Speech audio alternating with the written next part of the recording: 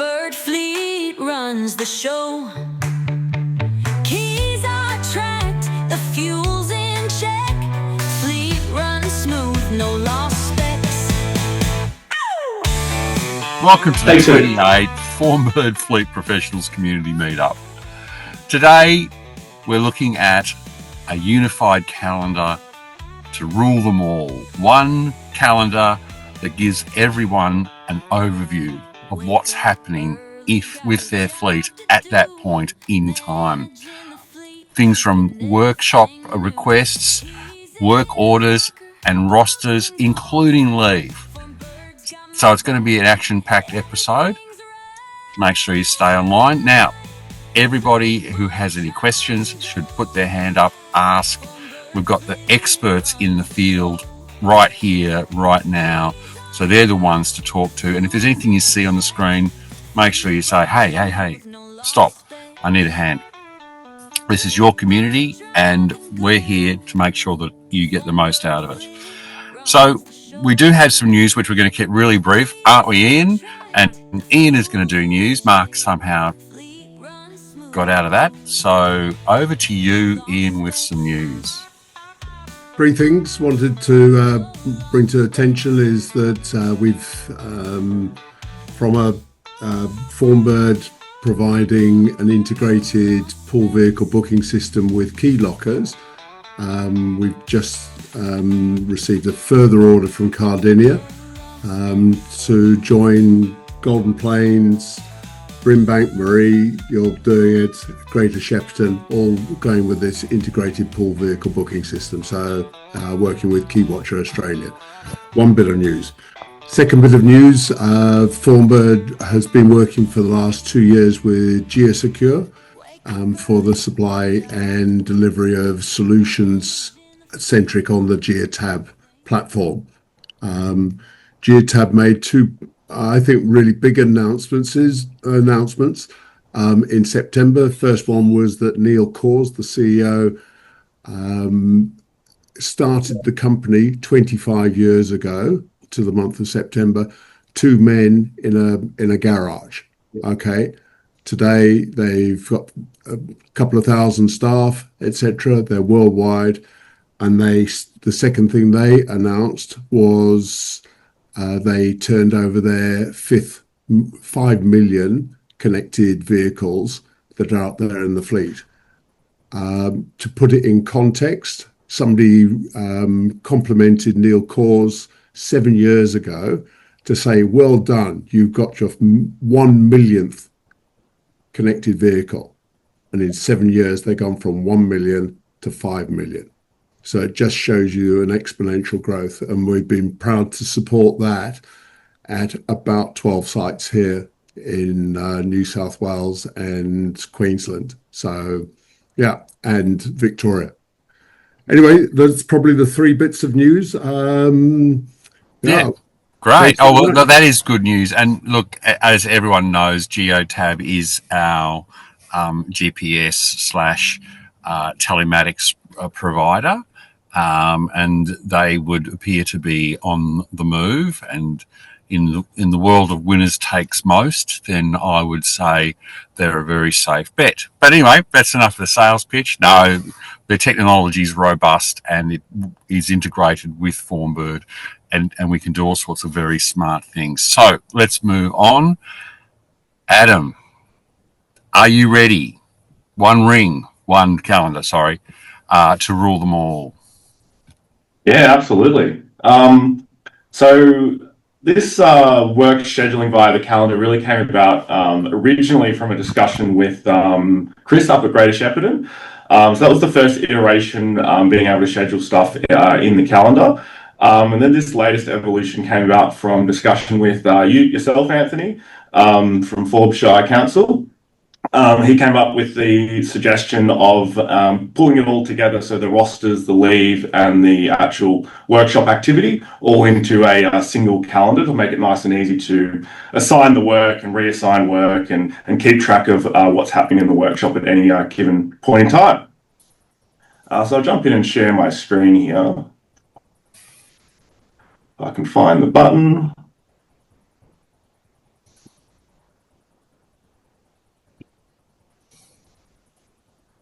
All right, can you guys see my screen now? Yep. Perfect. All right, so I'm at the homepage at the moment. Today what I'm going to do is I'm going to start off by going through recapping the existing leave and roster functionality, and then I'll dive into kind of how that fits into the new work scheduling calendar. So to manage rosters and leave, if we go from the administrator homepage and the system administrator menu here and go into account management, this takes us to our account management page where we've got all our users. But what we want to do is we want to go down to the account reference data section. So I'm just going to hit that button there and it should scroll us down there. Perfect. So we've got some buttons across the top here to do new things or create new things. So two of the ones that we'll talk about today, the new roster button and the new leave type button. And if I scroll down a little bit further, I can see any existing rosters and leave that we have. So you can see down the bottom here, we've got leave types of annual leave, personal leave, and RDO, roster day off. And we've also got some rosters set up here. So I'll go into one of these now to show you what it looks like. So this is a technician standard roster that we've got set up in this environment. And you can see it operates, the usual times are Monday to Friday, 8 till 4 each day. I'll just go back to that previous page and scroll back down to that account reference data section. So to create a new roster, we can go in and simply hit that new roster button. And we can give it a name here. So we'll make this one a 4-day week roster.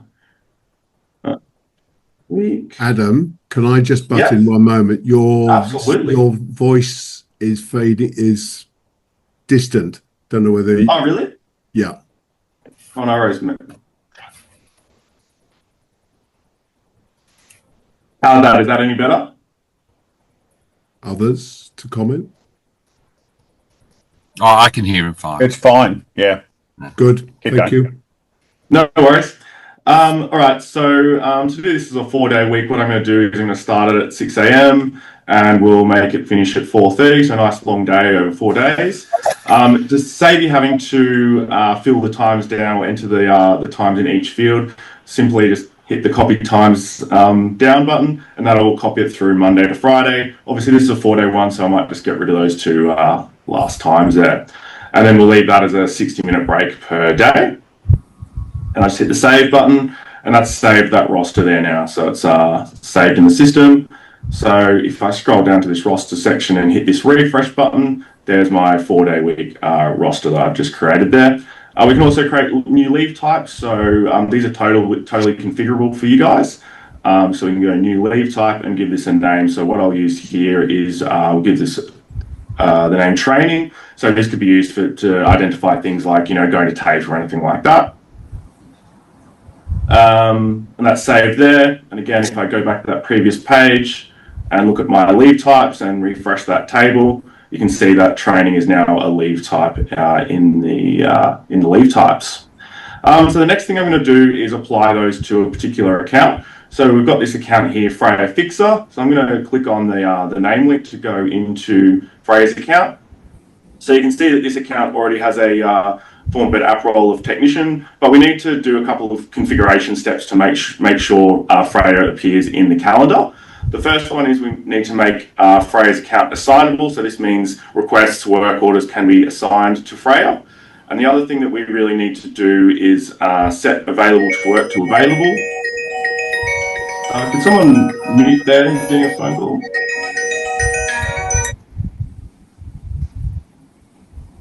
Slight interruption.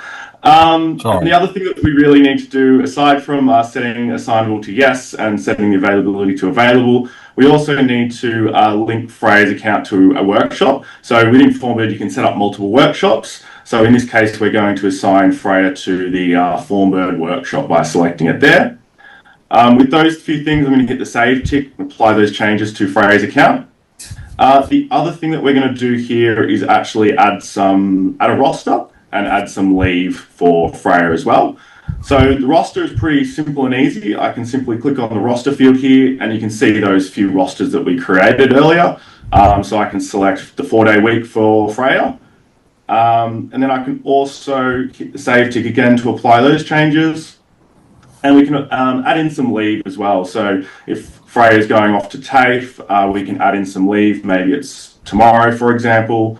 I can set the time to 9 a.m. and then do the leave end time, and we'll call that, I don't know, 5 p.m. Oh, sorry. There we go. And we'll select the leave type here. So again, this is where you see your options there. So we've got personal leave, annual leave, roster, day off. And in this case, I'm going to use training. And then I'm going to go create leave. So you can see that immediately has popped up with Freya's leave. And if I hover over it, you can see the start time and the end time and the type of the leave. Okay, so that's really all the configuration steps to make an account appear in the scheduling calendar.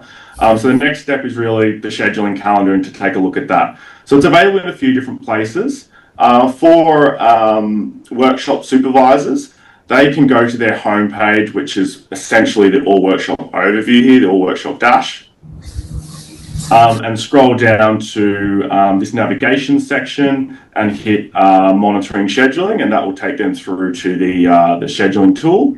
So you can see that there.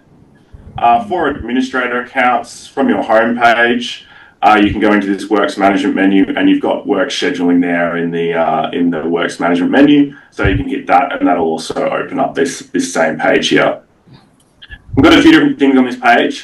This first section here is the work scheduling bit, which I'll come back to in a second. Further down the page, we've also got expected start in the next 24 hours. So that's really what's happening today, the basic details of what's happening today. And then we've also got any requests or work orders that are open in progress and new. So there's basically anything that's not completed, closed out, set to pick up if it's a request, all those sort of things. You can see kind of what's incomplete or not started in the workshop there as well.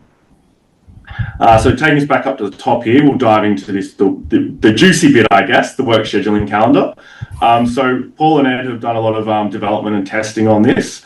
And it's quite a significant bit of functionality, really. There's quite a lot of complex logic going on, and quite a lot of different bits of functionality or ways you can use it.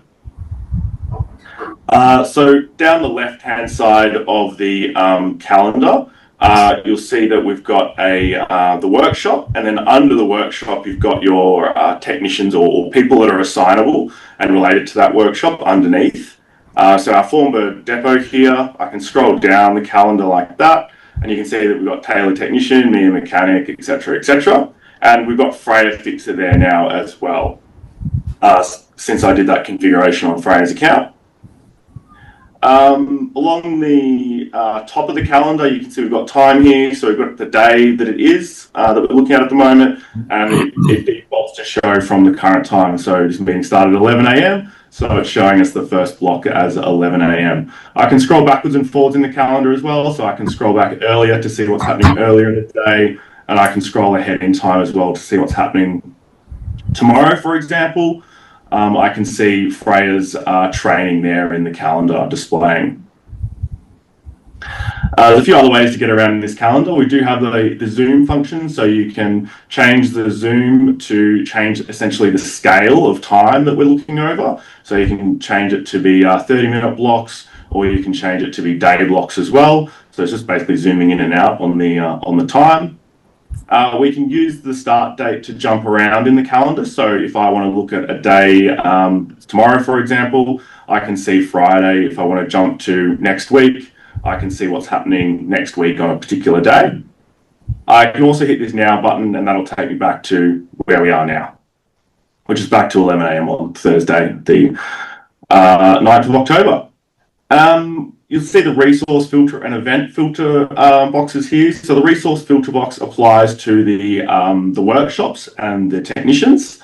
So if I type in depot, for example, here, that filters it down to just show me Formbird depot. If I want to see Freya, for example, I can type in Freya's name, and that gives me Freya and the Formbird depot that she belongs to. With the event filter, so this is going to filter all of the events that appear in the calendar. So we have a few different types of events going on here. We've got requests, which appear with the orange bar, and they're assigned to workshops. And then we've also got work orders, which appear with the green bar, and they're assigned to mechanics, technicians. And we've got leave as well. So the leave shows up with the blue bar there, so you can easily identify which is which. You'll also see the little icons next to the name of the event. So you'll see the plus symbol that represents the status being new. You've got that play symbol, the red play symbol that indicates that it's in progress at the moment. And you've got the leave type represented by the little aeroplane there. Someone's going on holiday maybe, although it is personal leave, so perhaps not. So that's kind of a rundown on the calendar. So diving a little bit deeper into it, there's different stuff that we can do here. So we can move stuff around, we can change the length, we can reassign things as well. So if I want to move something forward and backward in time, I'll use this work order up here that's currently assigned to the unassigned user, so it doesn't have an assignee at the moment. I can drag it forwards if I want to in time, click and hold and drag, and that will change the event time. So you can see that's moved it from starting at 3 p.m. to starting at 4 p.m. You'll see also these lines that link the requests, which are kind of like the parent and the child of the work order as well. So you've got that nice visual representation of where the relationships lie. This is currently unassigned at the moment. So if I want to assign this to somebody, I can do that. Basically, I can click and drag down. So you can see as well as moving backwards and forwards in time, I can also actually manage the assignment by clicking and holding and dragging down. So maybe I really want Freya to work on this. So I click and drag and assign it to Freya. You can also see here that there's sections of the calendar that have these diagonal stripes through them. That's indicating those rostered times. So Freya's due to finish at 5 p.m. there. So we might actually need to move this work order forward in time, or backwards in time, sorry, or potentially forwards in time to the next day if we want Freya to work on it.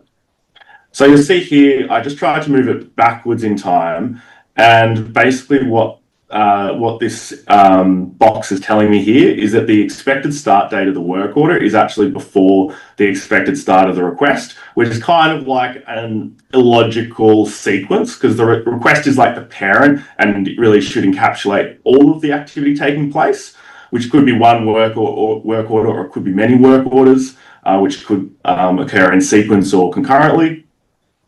It doesn't stop you from doing the change, but it does warn you that there is potentially a problem with the logic kind of being involved. So you can see there it does still let me move it backwards in time. To change the length of the work order, I can click and drag on the ends. So if I scroll forward here, so I find the end of that work order, you'll see as I hover over the end edge here, a little arrow pops up. I can click and hold and drag it to change the length of the work order if I want to. So that's one method to change the length. Again, shows me that error. And you'll now see that work order has shortened. Any questions so far? While I catch my breath? Don't be shy. All right, I'll continue on. So that really represents everything you can do kind of within the calendar. What I'll show you now is on the left-hand side. So we've got this calendar on the right-hand side, and we've got our unscheduled requests and work orders on the left-hand side. We can change what's kind of most prominent on the page by using this slider. So you can see I can hover over this little divider here, and I can click and drag it to the right to show more of the unscheduled requests. Click and drag it to the left to show more calendar. So looking at this left-hand side now, this is all about unscheduled requests and work orders.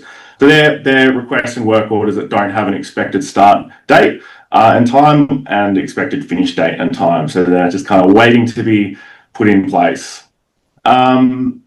On the left-hand side here, you'll see that some have the clock orange and some have green. That corresponds to our colors over on the calendar here. So orange represents the requests and green represents the work orders. You can obviously also tell by the little code ahead of the name of it, but being RR for repair request or SR for service request, and work order, or WO for work order. Moving across the table, you can actually scroll left and right on this one. So you can see the parent request here that this work order 5 belongs to. You can see the assignee / workshop. So at the moment, you can see that those are the workshops that they're assigned to, the details of the request, who's reported it. So Ed's reported all these. Thanks, Ed, for raising all these ones, creating work for me. No worries. You can see when it was actually created and what that type is. So being a request or a work order, its current status. So you've got a few open ones there, a new one, and a pending one as well. And the expected start and expected completion, which don't have any values in there. So to actually schedule this on the calendar, we can actually do it from over here. We can change this number in the box here is the expected duration, so the number of minutes it's expected to take. If I'm looking at this and it says 60 minutes and I think it should be, I think 60 minutes is also the default length if it doesn't have a length. If I think it should be longer, I can make that 180 minutes to be, for example, to make that 3 hours.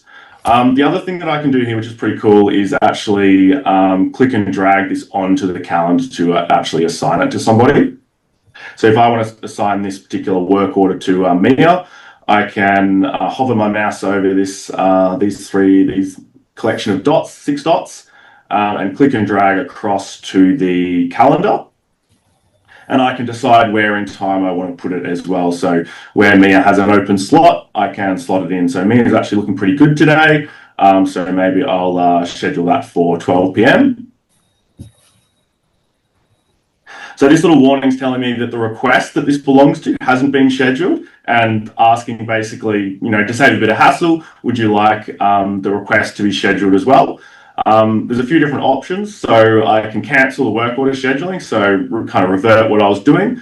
I can use the work order duration, so that's 180 minutes for the request as well. Or I can use the request duration that's already there. I'm going to use this second option in the middle here, this red one.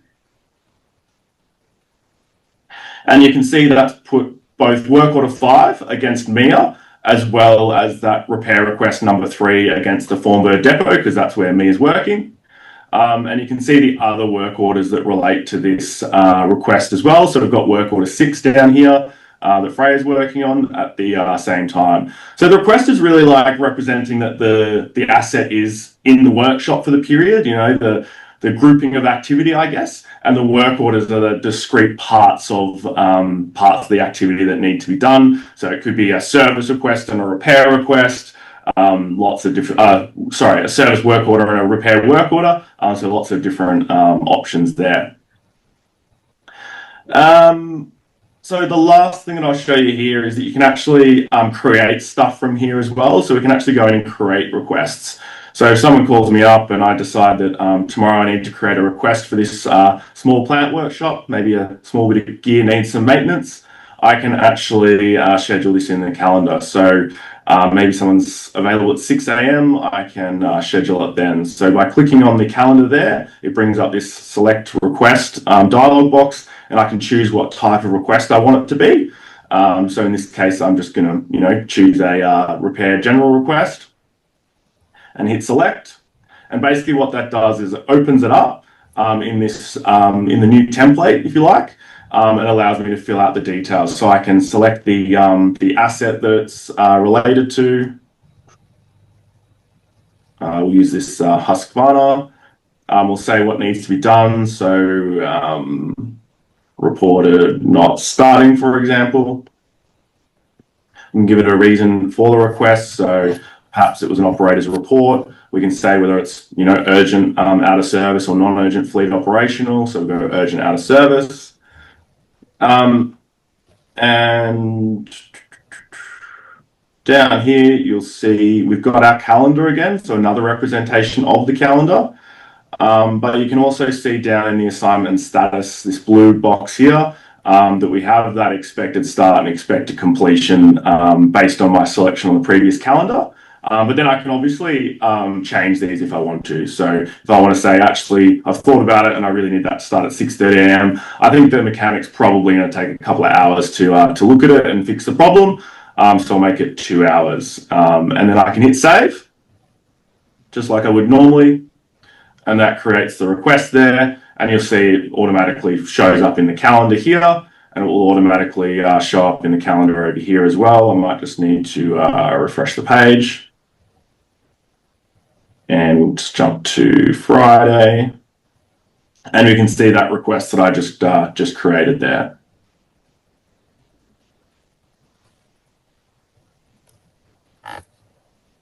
So that probably takes us through everything.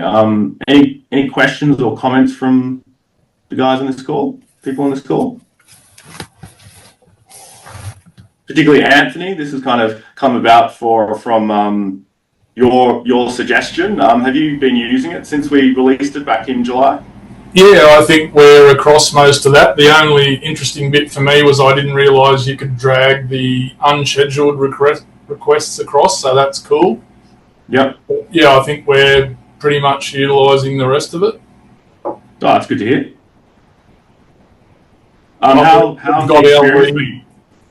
We've got our leave and everything blanked out, and different types of leave and different rosters and everything set up. So, yep.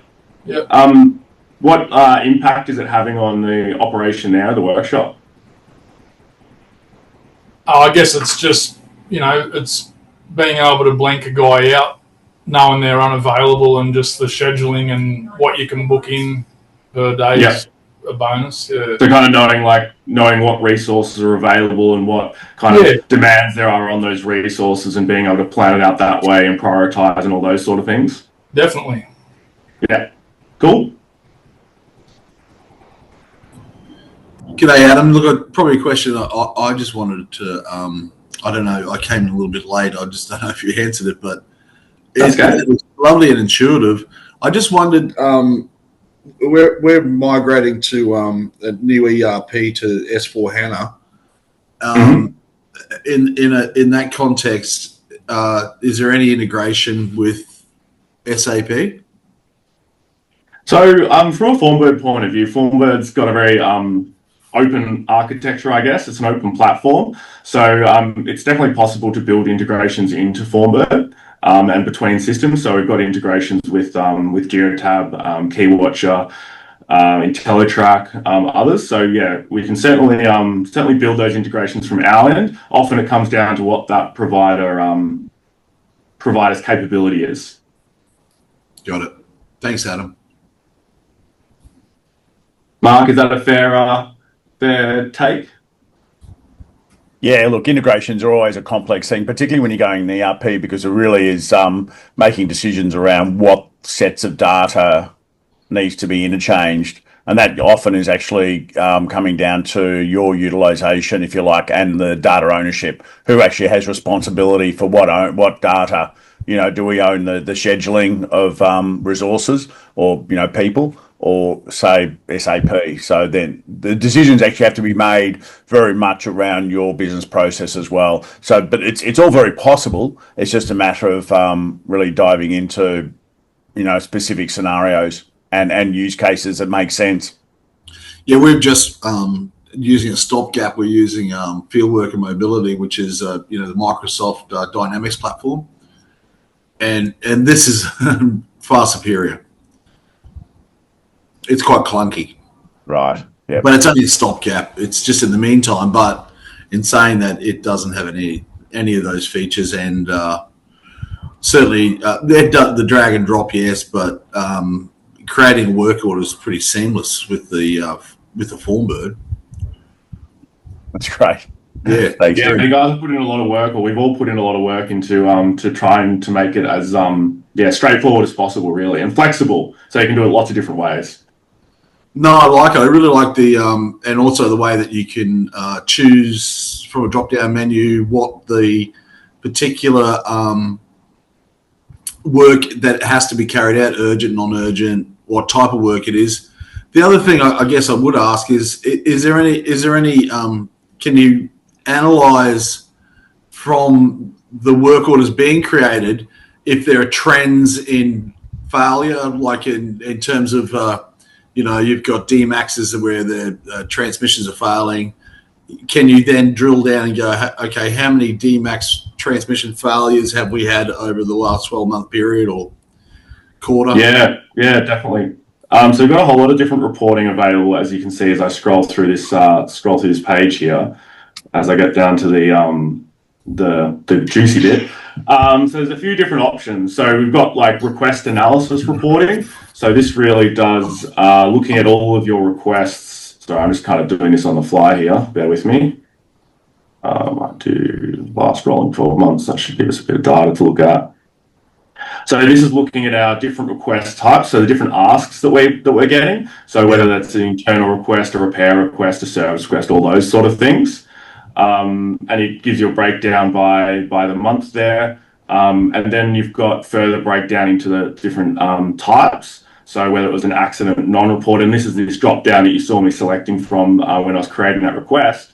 Whether it was like commission, decommission, found at PM, inspection, manufacturer's recall, all of those sort of things.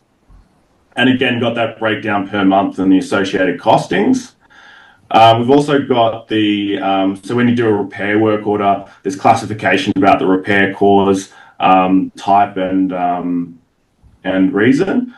So this report also allows you to break down that those repair types that you're doing. So you've got body and tray repairs, and then the repair cause summary. So what's unfair wear and tear, what's fair wear and tear, what's manufacturer's fault, and then the repair reason. So what the issue was, and then also what the action was, what actually was done at a really high level. So this categorization of the work order lets you look across your fleet and say, oh, what are the trends? What are we, are we having lots of unfair wear and tear, or we're having to replace lots of, transmissions on IC2 DMAXs or something like that, and really dial down into that data.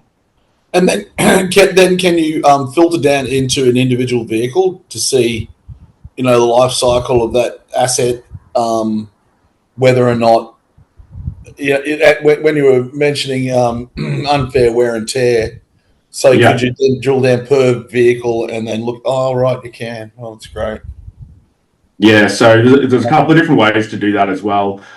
So we do have the maintenance history summary on an asset. So this gives you all of the maintenance, whether it's, general servicing or repairs. And it gives you that breakdown of what the work was that was completed, the repair reason and the repair cause, who did the work, the actual technician's report, so what they wrote into the work order, and the materials that were used.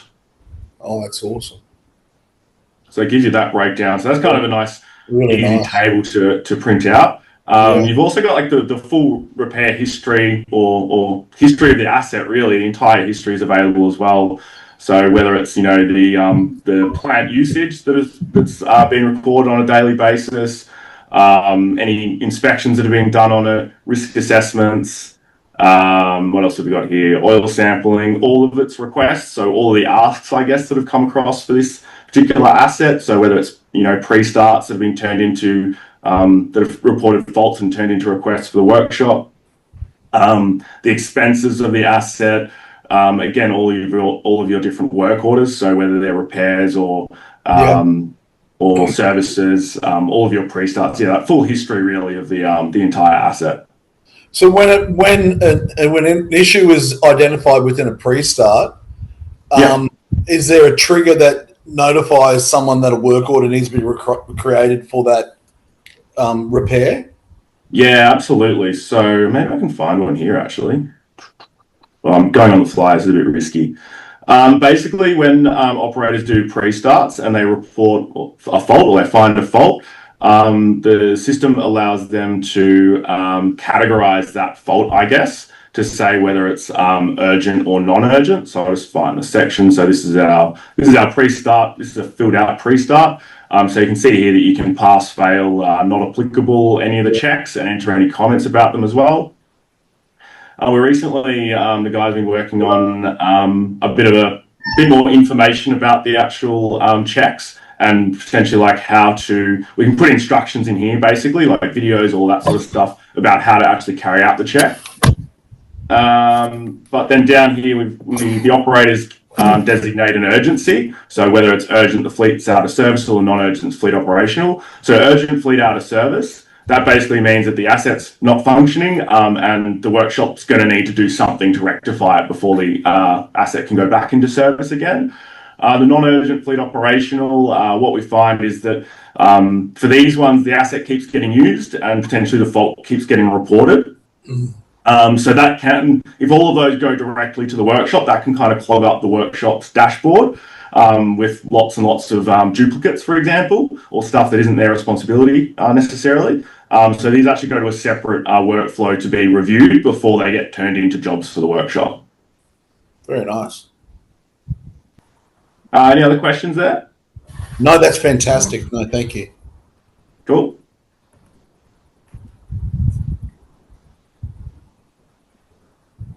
Marie, how does it look for you? Yeah, I actually like it.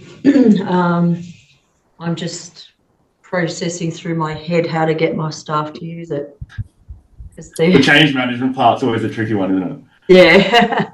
Yeah. Yes, because they don't allocate the jobs at the moment. They just do it. Here you go. You do this. You do that. You do this, and that's it. They don't do the repair requests either. Yeah. Yeah. Mechanics do their own. Yeah. So, yeah. Yeah, it's kind of good though. I like it. No, I like the start of that process where they become aware of the problem or the report from the operator, and that kind of turns it into a request at that point in time, even if the work then happens tomorrow or next week or whatever it is. Yeah. Yeah. Yeah. It kind of ties into the service side of things as well, in terms of being able to do things like send out notifications to drivers, and drivers being able to see, or operators being able to see, when their plant is booked into the workshop. So what we do on the operator side is we actually make the requests available to them for like informational purposes. They can't really, schedule anything, but they can see when the request is scheduled, which really represents when their asset is expected in the workshop for XYZ maintenance, whether it's a service or whether it's some repair that's needed. Right. So I'll just jump into the operator view of the world. So this is the operator homepage here. So you can see these are our assets, and we can take actions on these assets.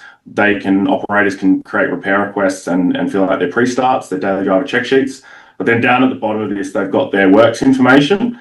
So this is defaults to filter what's been kind of raised by them, the requests that have been raised by them. So we've got some repair requests here. We've got some daily drivers here.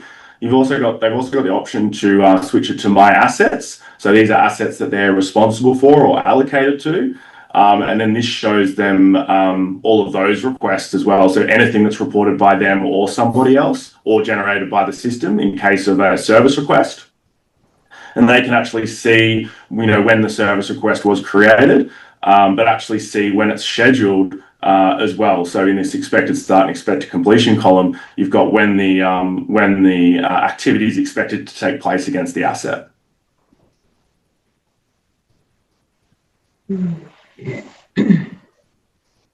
Food for thought. Yeah, no, it definitely is. Hi, are you there? Hey, Sean, how's it going? Yeah, good, mate. Good. Thank you for your presentation. I like the format of the scheduling table, and it's very descriptive, and every aspect looks good. It's good visual to look across all the work orders and requests as well. I think from here for us, would have to actually, I know myself, would have to play with it and tinker with it and see how I can format it in with our guys, because we do similar stuff to what Marie does. Yeah. So it is hard to change. So I've got Jason with me here as well, and he's having a look at it to see how we could, work it in. But it's just we need to test and adjust first before we can sort of rely on the electronic format for it to be the mainstream. Yeah, that makes sense. Yeah, have a play with it, and if you come up with any suggestions, or if you have any questions, get in contact with us. We're happy to talk about things. And yeah, it's only been in production for a few months now. So as people pick it up and start playing with it, we always get lots of good feedback that we can incorporate. All right, thank you. Thanks, Sean. All right, if there aren't any questions, I reckon we wrap it up there. A nice 45-minute session today. Nice one. Good stuff, Adam. All right. Thanks, Adam. Well, Marie, were you just about to say one thing? No, I just said nice one. Nice one, then. Okay, well, we'll take that as a compliment. Thank you, everybody who contributed. Of course, thank you, Adam. That was brilliant again. I hardly catch my breath, actually. So the recording will be up. We'll send that out next week. Thank you very much for attending, and we will see you in 2 months' time, and which I've didn't put down the next date, but you'll get an email reminding you of the date, and you can put that into your calendar. Thank you very much, and bye-bye. Thanks, guys. Thanks, everyone. Thanks, Stuart. Thanks, Marie.